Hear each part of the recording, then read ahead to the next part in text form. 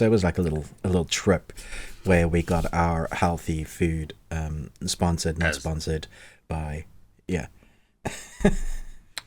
Yeah, Burger King, if you are listening, since you are international, we are accepting sponsorships. Also, we walked away from Krusty Kremes. Krusty Kremes? Krusty Kremes. That's not so. That sounds like a dodgy porn.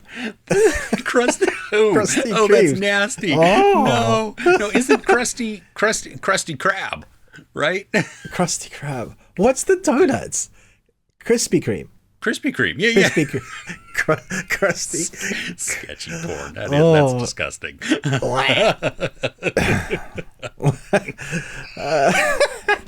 Welcome back to the best thing you watched this week. We've started off on a doozy. Okay.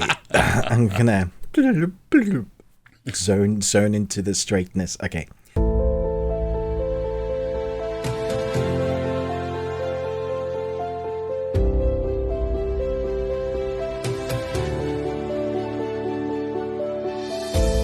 Welcome back to the best thing you watched this week. You got Chris from Movies and Munchies, Ruben from the Ruby Tuesday. You can find our faces and our beards on YouTube with our YouTube channels where we review movies, TVs, and we have our genres that we try to stick to.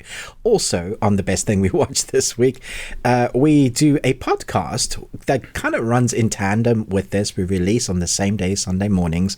And then for the podcast section, wherever you listen to podcasts, we give you an extra movie review, normally one that we haven't seen or one we haven't seen in years, and then we talk about it. So that's a special little bit just for the audio with entertainment news and what we're looking forward to. So if you want the whole lot, check out us and do kind of have a look at the backlog. We've got so much on there now, which is great. We're in our third season of doing the best thing we watched, and then the bearded ones, for those that really love our beardy faces and want to know more about our lives, more a little bit of sketches, things that we get up to when we've met up to together, exclusive reviews and TV series.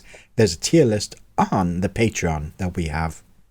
So much to say at the beginning. I think that's about all of it.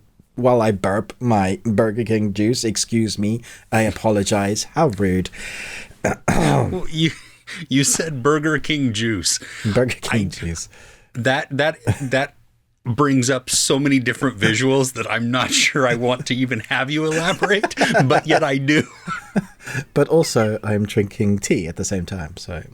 Oh, well, see, I have, because it's a little different time zone in where I'm at, I'm having my giant mug of coffee. I bought a 25-ounce mug this week because I just needed more of this goodness in my life. You needed some zing. Yes, Zing. Exactly. What is that animated film where the father goes zing and he's a bat? He's a vampire. Oh, is that Hotel Transylvania? Yes, love that. Yeah. Hotel Transylvania. Zing. Did you zing? You zinged? Yeah. Love it. Okay. Movie quote quiz. Did anybody win last week, Chris? Yes. I may get to do it again for one more week at least. We had Tara Briscoe, who got all three correct. So congratulations. Good job. Hey. Yeah. So they the answers, the words are just like not in my head. I don't know what's going on. The answers are Super Troopers, Oh Brother, Where Art Thou? Yep. And then The Proposal.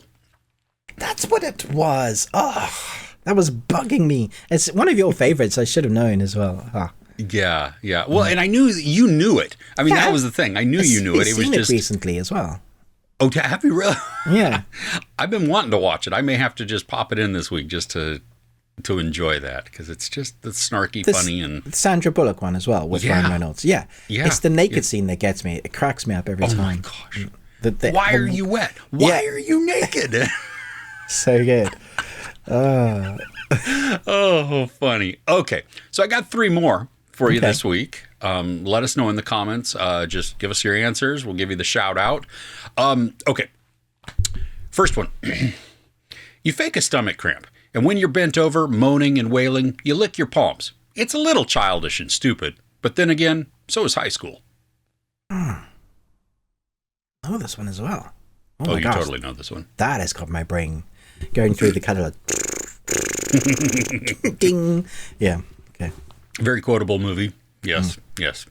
Okay. Next one. I don't care about your exotic milk. I care about respect. Okay. Nice. I could do the Nice. That's a disgusting For visual. the But audio, he was sticking his tongue out the side of his mouth and licking in a really odd way. Yeah. okay.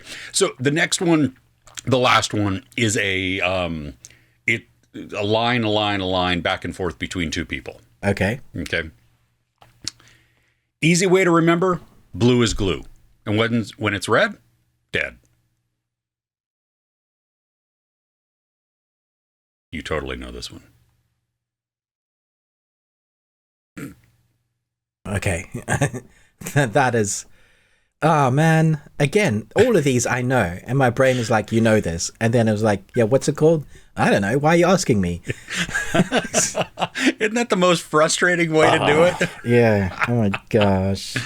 Oh, okay. So, yeah, again, let us know. Give the answers next week. We'll give you a shout out. Now, though, Ruben, do you have a question for us? Yes. If you could be a real life Dungeons and Dragons character, as in you had to go to work as this character, you have one power and one outfit, what would you be? Oh, gosh. Can it be anybody? Like, I mean, any type of character within? Anything. Yeah. Dungeons and Dragons is... Sweet. Yeah. I'm going to be a bartender. Nice. And my outfit would be rather comfortable, but I would still have a little bit of chainmail at the top there, you know, a light coating just to in case things get rowdy. I think, you know, but otherwise it would be in my whatever the standard pants are. Some comfy shoes, maybe slip-ons, so that I could, you know, step out of them, and I would have like a pair of slippers next to it also, just to, you know, realistically, my shirt, while I would have chainmail underneath it, would be some sort of tartan, so that it, you know, and made out of a soft, fluffy cotton type, so that it resembles a flannel. Nice. Yeah. Okay. How about you? I'm going to be very inappropriate with mine, just so people are really uncomfortable. Okay. I think it'll be really funny and it'll make me laugh. So, you know those outfits, like the bondage outfits from Dodgeball? They get their own costumes. So I'm going to be a bard that can't sing and can't really play and have one of those outfits. But my actual job is like a financer for like a top company. So I just walk in and like we're at the board meeting. I'm there in my bondage outfit with my banjo, not even banjo. What do you call them? Similar Leer? to banjo. Yeah, a leer. Like a Yeah. And then, you know, toss a coin to my witcher and off I go. As you sing about whatever the board meeting is going on, right? Yeah. Today's meeting. Yeah. Love it. I just want to sit there. I just want to watch. Okay. Nobody else gets to know what's going on either. They were like, this is normal, right? Yes. Love it. Yeah. Oh, so let us know your characters in the real world that you would do. Fun. Oh, goodness. Fun. All right. Should we dive into the best things that we watched this week? For sure. Cool. Mine was a week. I don't know about you. See, there was so much I was supposed to watch, and there was stuff that I started, but I'd never finished. I didn't review, and I don't know that I could even talk about. The stuff I was surprised by, like I thought I was going to love the astronauts thing that's on Netflix. Yeah. But the first episode was weird. It started off really great, and then it jumped back in time, and then there was like 3 different sex scenes, and I thought, I don't mind sex scenes, but it was really full on. And then I thought it was going to be more sci-fi, It could still be, but I was just like, I switched off. There was lots of stuff like that. But I do have some best things we watched. Okay. Would you like to start? Sure. The first one did not get a good rating from me at all. So why is it in your... it got one of the lowest ratings, at least of this year. And this goes to show how enjoyment and ratings don't always line up. Because as we do for reviewers, I mean, we have to give like the objective type of, the feedback on there, right? But just like I could watch a movie that's not perfect and I can give it a 5 out of 5 because of how much enjoyment I had. But there typically has to be like a lot of redeeming stuff within the movie to bump it up to that point, and I'm just overlooking minor things here or there, whatever. Yeah. This one, not that way. Winnie the Pooh, Blood and Honey. Oh my gosh. Okay, this is, by all accounts, a terrible movie. I mean, it is abysmal. There's literally no ending to the movie. It just stops. You don't care about any of the characters. There's no reason to care about them. We get backstory on one character, and I think it's literally only to, this huge backstory serves as a MacGuffin to give us a reason that this person has an item. All right. It goes nowhere. All the characters are interchangeable. The digital blood that is applied to the kills is pretty terrible. The practical effects are impressive. I like that. I like some of the prosthetics that they use, especially on Winnie the Pooh's head, because his ear will twitch, his mouth will move a little bit, and that's kind of creepy. The reason this is on the best thing I watched this week is because it was a collective watching experience in the theater. Now, most of my family went. Changes things, doesn't it? Totally. I mean, we knew, everybody going in, I think, well, the people that were responding the way we were responding, I mean, they knew what they were in for, right? We went in expecting a terrible movie, and we were given that. And it was unexpectedly so funny because of how ridiculous and dumb and absurd a lot of the things were. And it's not taken like to the absurd level. It's just you watch this almost incredulously going, oh my gosh, that what? Why are you doing that? And as a I mean, like no joke, it was a blast. Like I had so much fun watching this. I mean, it cost me $60 before snacks to just buy the tickets. I skipped out on my Ant-Man and the Wasp Quantumania screening to see, like, so I made sacrifices you to go and sit down. Yeah. Yeah, totally. And we're laughing out loud through so much of this. I mean, it's just like, it shouldn't work. And now, and I see all these reviews where it's getting, I mean, it's like, I think at 6% on Rotten Tomatoes. 6% on Rotten Tomatoes. Yeah. So that's fitting, but people are upset. Like a lot of reviewers I've seen are upset by the movie, and I'm like, I don't understand that at all. How did you not know what Austin and Cody, they were really visibly upset by the movie. Yeah. Yeah, and I'm like, this is exactly what I thought it was going to be. And actually I had a better time than I thought I might have. I was worried that maybe it's just going to be stupid and it's not going to, not cause any enjoyment. But no, it was stupid and I had a blast. So, I mean, like I said in my review, if you were watching this by yourself, I don't think this would be a good time at all. Because you're not sharing that. You know what I mean? When you see some character say the absolutely stupidest line ever, like by yourself, you might go, why am I watching this? But when you have 3 other people and they all go, oh my gosh, I can't believe how stupid that person is. Yeah. It changes that whole feeling. The shared experience is a big thing, especially for movies like that. Like, I can't watch Sharknado by myself, but if I watch it with my son and we crack up laughing the whole way through because of how stupid it is, that shared experience makes the film good. it sits in the good memory, even though I know it's a shit film.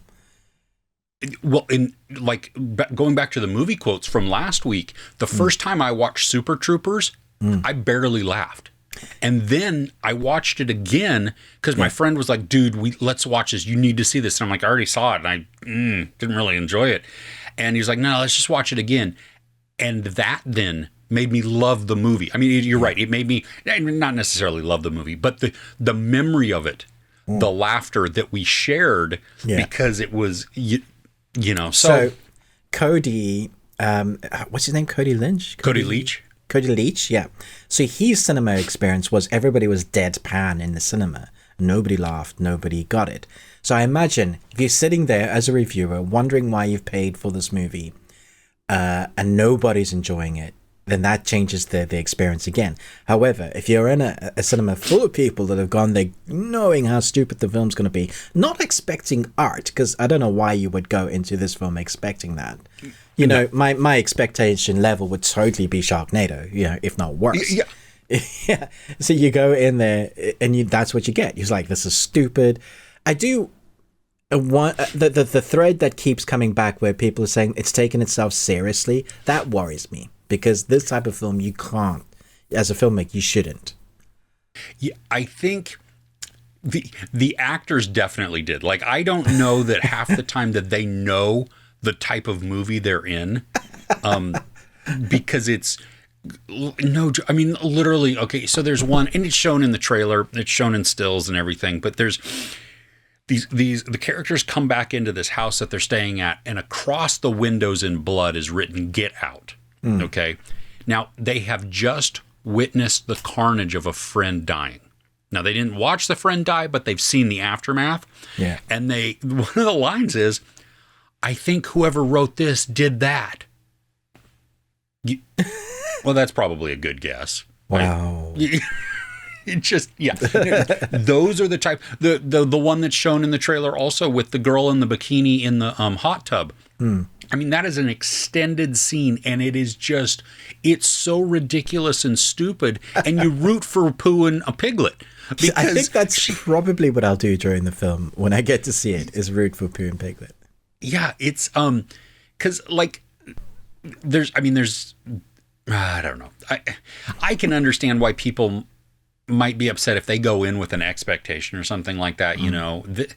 This though, I mean, come on. They took a series that I absolutely love. I am a monster size Winnie the Pooh fan. The novels, call them novels, the stories from A.A. Milne, and they're genius. I mean, they're so stinking funny, especially as an adult. Yeah. And I'm not upset by this. This is not, because this isn't damaging my memory of Winnie the Pooh and his friends. I mean, I was more bummed that we hear mention at the very beginning of like Owl and Rabbit, and we never see them. So I'm holding out hope. Yeah, that's what I'm hoping for. So for Blood and Honey 2, the Requiem, the Reckoning, Resistance is Futile, coming soon. That was perfect. Yes. Yeah. So, I mean, if you're going to see this, like, don't go in with any other aspect of thought or just any expectation other than, I hope I can laugh with my friends at this. You know? Yeah, that's what I want. Yeah.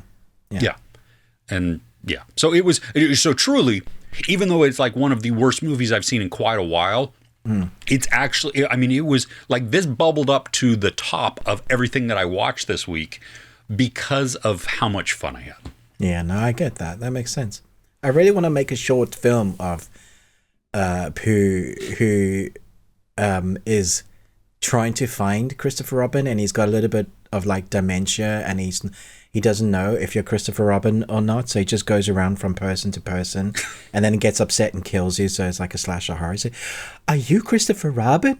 You're not Christopher Robin. And he just goes around killing. That's Christopher Robin. Christopher Robin. Are you here, Christopher Robin? I think I should make it. It'd be great. I think you should too. I will watch. Oh, nice. Oh, well, cool. I'm glad you had a good experience with that. Yes. Yeah. I mean, my whole family. Like we laughed and we talked afterwards about it, still laughing and ready for the next one. And we knew that that Peter Pan was going to be one that the director was going to. Yeah. I heard Bambi. I was not aware of that one at first. And always said that was horror. Well, that was already a horror, right? I mean, that's a terrible, and then right before we saw the movie, I saw an announcement on Twitter that Winnie the Pooh 2, Blood and Honey 2 was coming. And I'm like, dude, I'm so there. Take all my monies. A new franchise is born. All right. Exactly. Oh, all right. Awesome. What's on your list? Okay, so the top of the thing is not actually a film, but it's a thing that I played too much this week that I had dreams of. That's how much I played. Hogwarts Legacy is a game I did not expect to enjoy or be as good as it is. Simon Pegg voices the Professor Finis Nigellus Black, who's the headmaster. It's set before Beasts, so it's like set way before. But there are connections and family members and names, like great-great-grandparents or teachers of. What it manages to do is take everything that you know and expand on the lore. So it doesn't take anything away, but rather builds on it. And it's stuff that you didn't think you wanted to know, but when you found out, you're like, fantastic. And then you get to do everything. The enjoyment you get out of watching Harry Potter every year, the movies. If you're one of those, when it comes to Christmas, there's one of those films or series of films that you like to watch. You get to do all that stuff, like the broom, saying up, going to the classes and then learning how to fly. And then you get to fly around Hogwarts and it's a fairly big map. Without doing spoilers, there's other creatures that you may get to be on, which I was just like huge beaming smile when it happened. I was like, dude. You also get to be the Dark Wizard if you want. Kavada is there, so you can experience what it's like. And there's a really great storyline and justification for going that way, which makes it even harder not to choose that, because you're helping a friend trying to find something for a family member that could save their life. So that's all I'm going to do with that sort of storyline. And then there's a whole war that's going on with the goblins, and that's kind of the main arc, and you are at the center of it. So it's like you're like the Harry Potter characters. So you got a great story, and then you have a ridiculous amount of puzzles across the whole land. One of my favorites, there's Merlin puzzles. So Merlin isn't just a thing. Apparently Merlin was part of the lore, a big wizard in the history of stuff. And so there's these puzzles that practical stuff, so you complete so many Merlin whistles. Wow. It's a wizard puzzle. It's a whistle. Okay, a Merlin whistle. You complete so many, you expand your inventory for space to collect stuff. So there's practical stuff, but also you're expanding stuff. The Dark Woods. What are they called? Is it Forbidden Woods? The Forbidden Forest. There you go. Forbidden Forest. Yeah. And going fighting giant spiders. Everything that you had in the movie is there. So you get to experience, you get to be in it.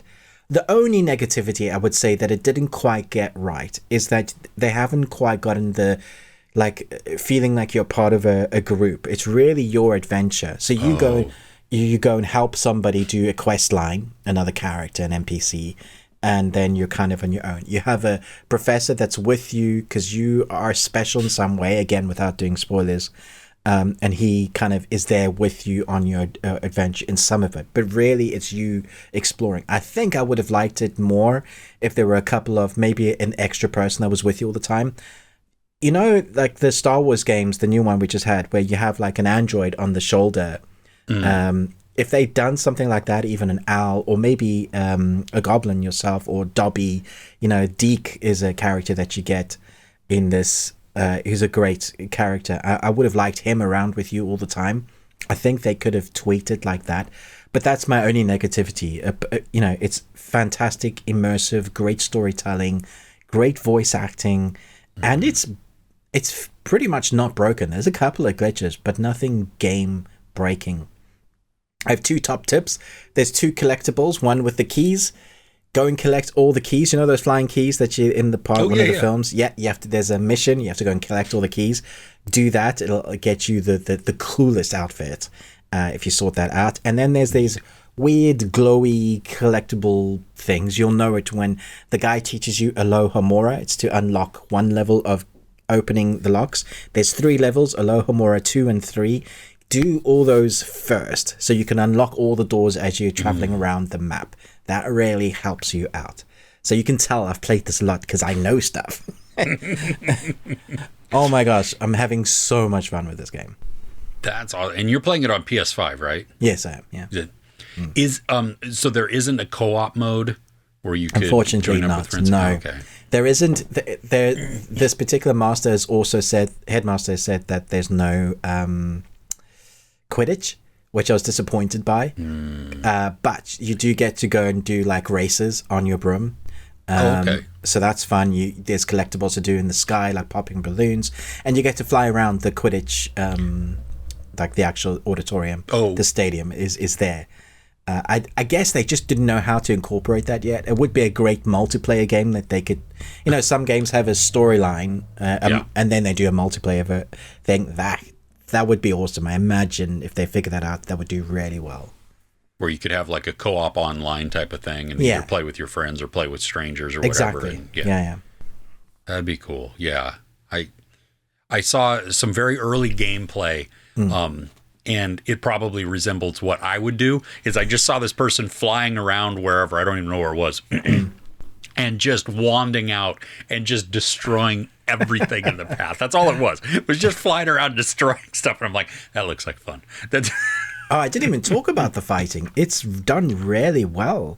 Oh, yeah. You feel like you're in those fights. When you have a bunch of dark wizards come at you and they're all flying those curses at you, and you're like, if you block at the right time, it feels like your controller, because it's got haptic feedback, it feels like you've blocked something. And especially in the harder levels, it doesn't quite warn you, so you know how you have to be on the nose at blocking them, and then does like your curses or your spells that you learn further on. You have a combination of plants that you can use as well. So Tactacular, the Venus flytrap plant, or what's the one where you pull out of the ground? The mandrakes. The mandrakes. That you use them as weapons. Nice. So it incorporates everything Harry Potter in your fighting style. You have invisibility potions, that kind of stuff that really helps you.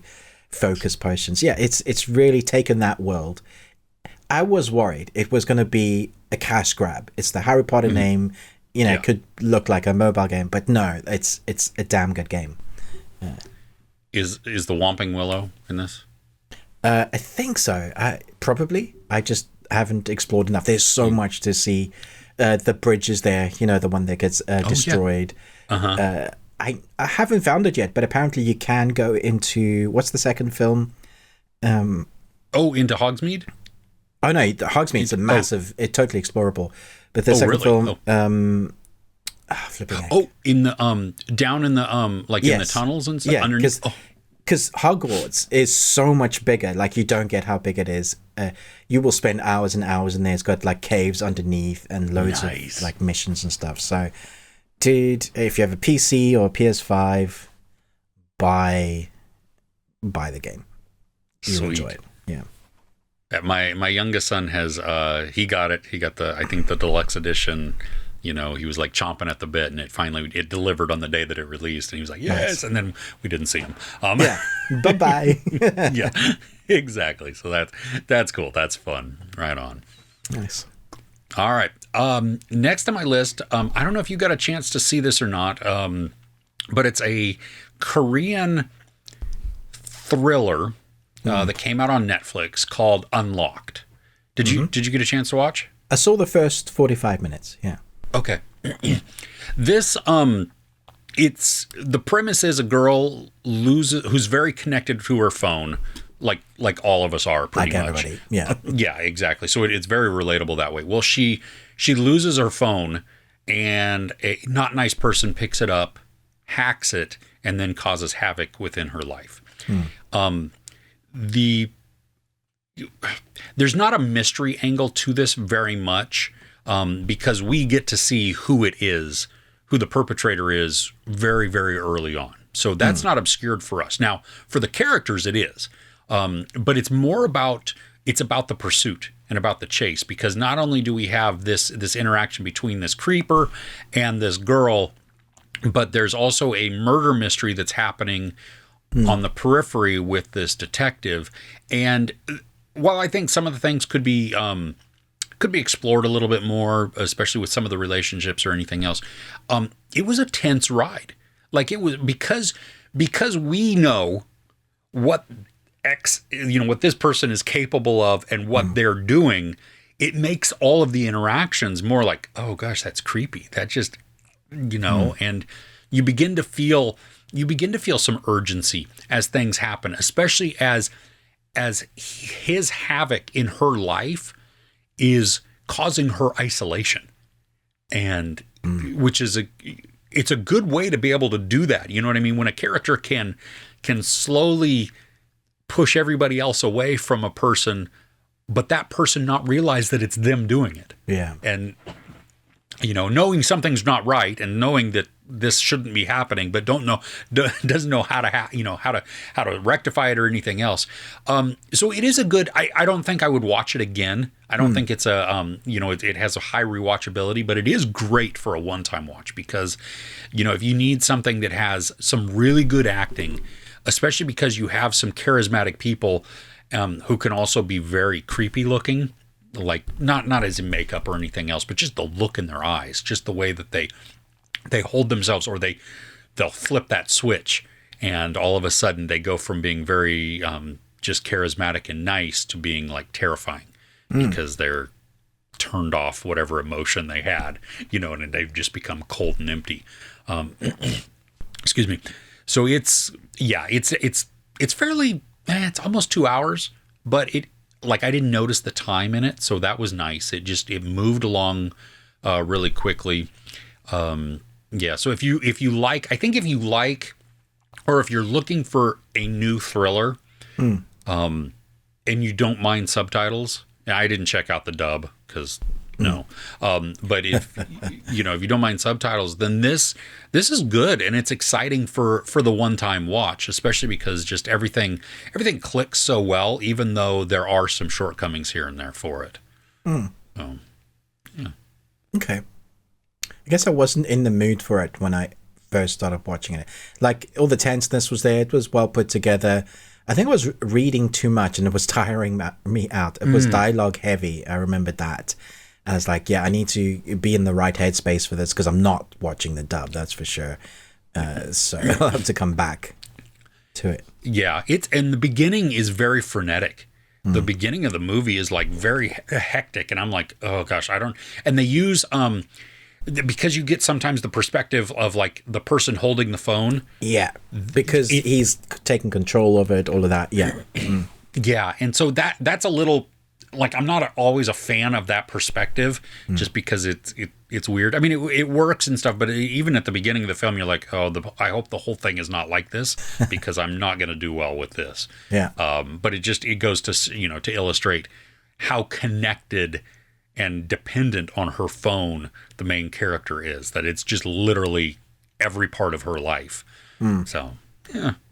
Nice. Okay. Well, you watched the South Korean film. I watched the Japanese one that Netflix put out called Remember. Oh, yeah. Or Remember. There's a high school student and her friends are trapped in a time loop by a ghost, and the only way to escape is to find the corpse of the ghost's previous victim. I'm not sure that's actually a correct synopsis. You have to find body parts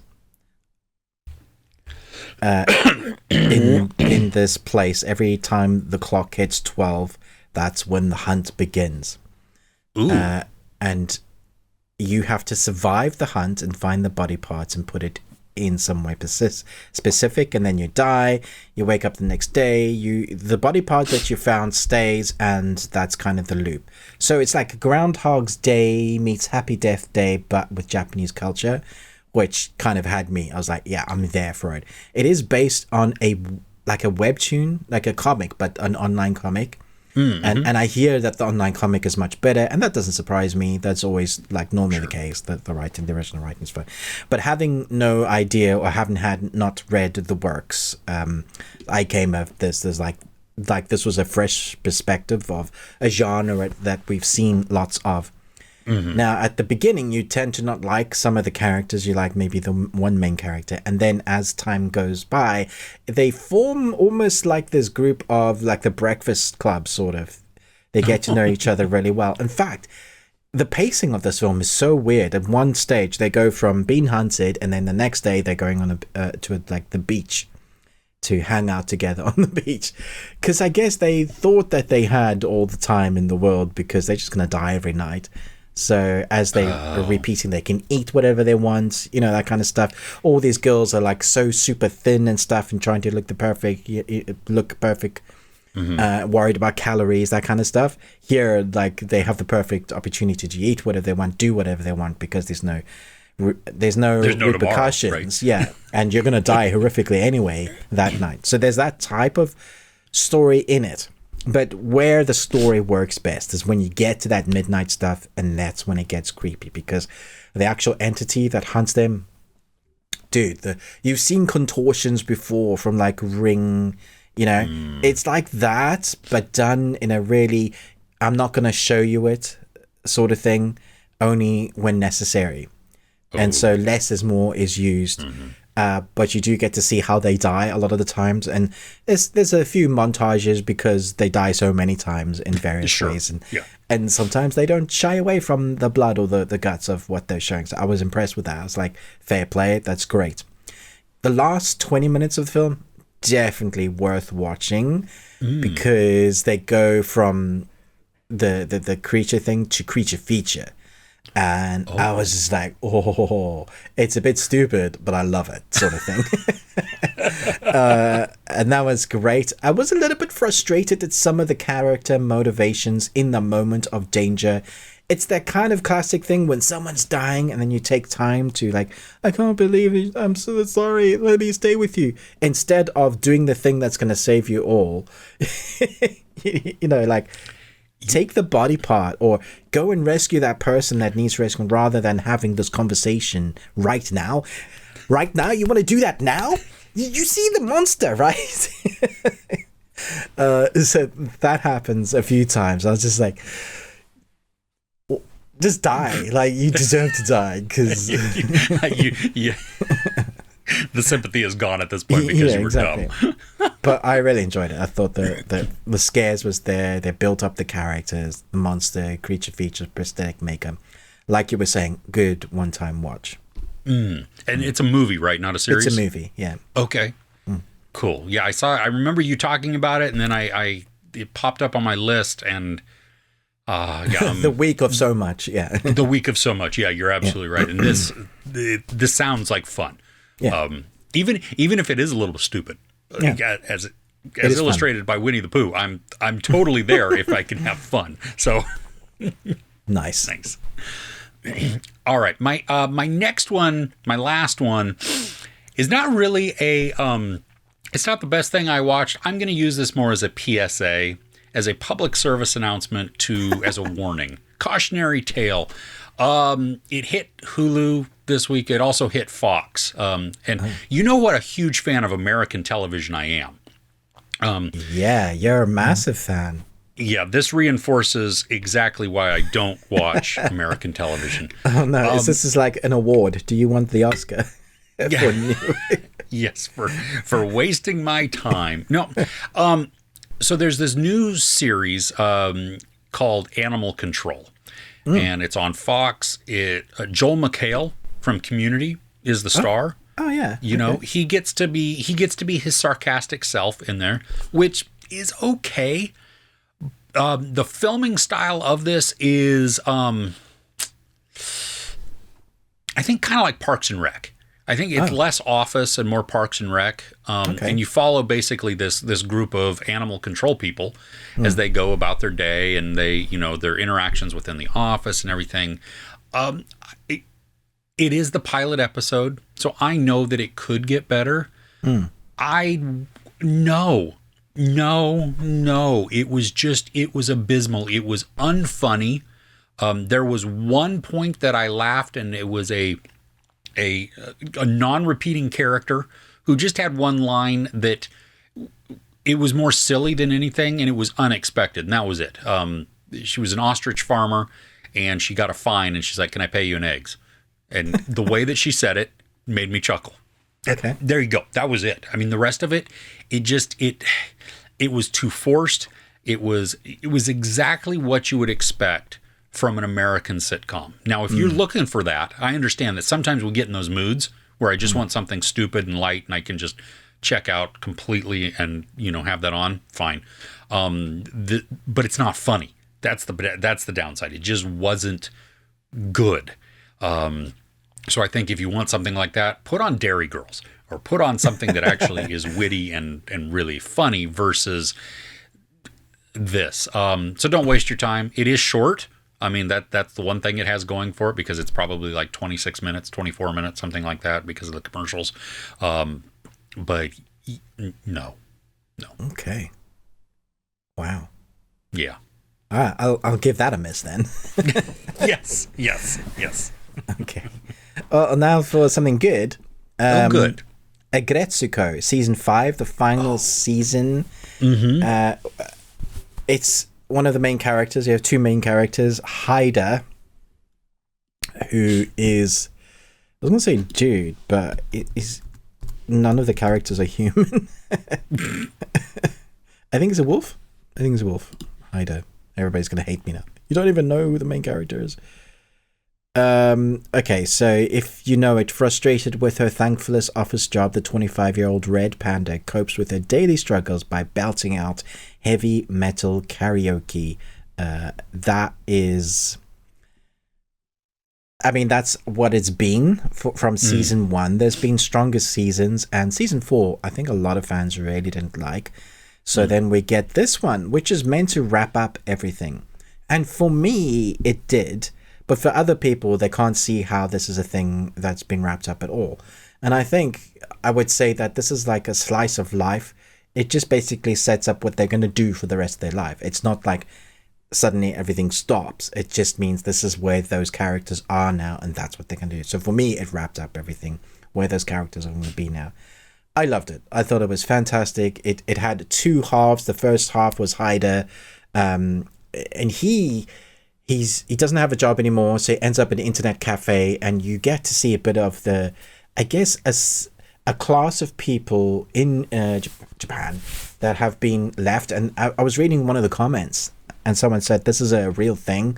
There is a class of people that kind of work from these internet cafes and these little booths, or basically just live their lives because you can rent it out cheaply for like 16 hours in space, pay a small amount of money, look for jobs, or do your job from the internet cafe, and then just have nowhere to live. Like, that's your resident, because it's too expensive to live elsewhere.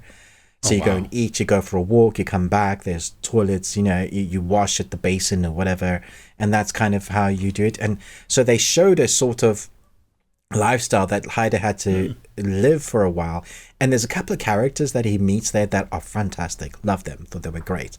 And then there's a second half where you get to see Haida's family, who are in the political game, and that takes on Retsuko, who is our main protagonist really, with the death metal singing, and that it goes into like the political route. So we have the story that for both their stories, they're in a relationship together finally after so many seasons, and then it comes together at the head. So you have a nice arc, like a main story within there, and you have like some moral stuff. It gets deeper, saying something.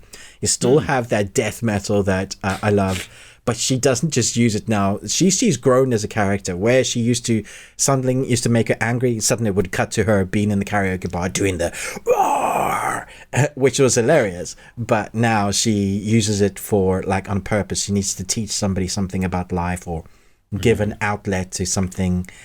Now she does that, and I loved it. It was just still there, still great. Sad, it's like a bittersweet series because it's the last one, but at the same time, they're not just kind of going to continue stringing along. How many animations or series get 5 seasons? So, yeah.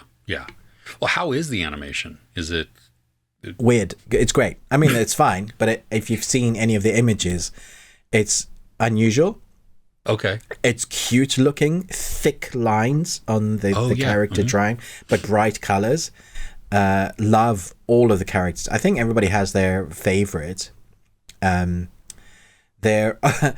Retsuko is voiced by 2 people. So Erica Mendez, who voices Retsuko. Excuse me. Bless you. Bless you. Can we go for a third? Third? Triple? No, we're good. Yeah. Oh, okay. And then there's Jason Boaz, who plays death metal Retsuko, which is hilarious. I like that because you have to have that voice, yeah. There's also another voice actor. I guess just depends. They change sometimes. Caleb, I don't know who that is, but I know a number of the voice actors who have been in other things. And this is the English as well. So because it's one of those few animes that I've watched, but in English that just worked for the animation. I know the original is great as well, and the voice actors there are excellent. But it's one that I didn't mind listening to in the dub because I thought they did a really good job with it. Nice. Captured all the appropriate emotion. Exactly. It's not just an add-on like they've been reading sheets. It's like they were called in to do it for the animation sort of thing. That makes all the difference. To have, which is why a lot of the time I don't watch the dub because it, especially in live action, it's like you didn't even match the energy. It's very never mind weird. The actual mouth movements. Yeah, exactly. Yeah. No, and that's a beauty of a lot of the animation is that it doesn't always match up anyway. You know what I mean? So that's cool. Yeah. Right on. Do you have anything else on your list? No. Okay. Well, hey, we thank you for joining us this week. Don't forget to leave us the comments about the movie quiz, your D&D character and their strange, perhaps, job or ability. And then, always tweet at us, Best We Watched, on the Twitter. You can check out our Patreon. We have a bunch of different opportunities there. And for just a few dollars a month, you can help support this podcast and offset the cost of the production. We have our individual YouTube channels, which you are watching on at least one of them. Ruben with the Ruby Tuesday, me, Chris, with Movies and Munchies. If you're watching on one, consider giving a sub to the other and a like. That would be awesome to spread the wealth between the both of us. Also, check out the podcast. We're going to dive into another movie review, something that we have not seen in quite a while. I don't think I'd seen it since it first came out. Wow. I almost wasn't sure if I had seen it. That's how long it's been. But then we also talk about our some entertainment news and just some of the new releases coming up in the next week that are either bubbling up to the top or that, like this week, there's a lot more coming out again. So we invite you to check out that. Basically, anywhere you listen to podcasts, we are on there. If you just search the best thing we watched this week, we should come up. And as a favor, if you do head over there and listen to the podcast, please rate and review us as well, because that is huge. With that, I think that's everything. We'll see you next week. All right, take care.